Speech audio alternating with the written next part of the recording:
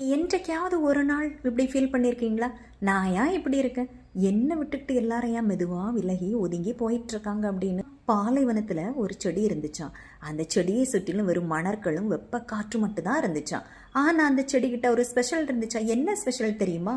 எப்பெல்லாம் மழை பெய்யுமோ அப்பெல்லாம் மழை நீரை சேகரித்து வைத்துக்கொண்டு தன்னை தானே வளர்த்துக்கிற தன்மை அந்த செடிகிட்ட இருந்துச்சா.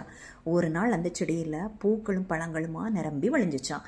அந்த பூக்களில் வரக்கூடிய நறுமணத்துக்காக வண்டுகளும் பூச்சிகளும், பழத்திற்காக பறவைகளும் அந்த செடியை தேடி பறந்து வந்துச்சான். இப்போ இந்த செடி உலகத்தின் கவனத்தை ஈர்த்துச்சான் தானாகவே. இதை போலத்தான் நீங்களும் யாரையும் தேடி போக வேண்டிய அவசியம் இல்லை. உங்களை நீங்களே நேசிக்க தொடங்குங்க, உங்களை நீங்களே மதிக்க தொடங்குங்க. உங்ககிட்ட இருக்கக்கூடிய நல்ல விஷயங்களை மேலும் வளர்த்துக்க ஆரம்பிங்க. அப்படி செஞ்சால் உலகமே உங்களை தேடி வரும், உங்களை தான் சுற்றி வரும்.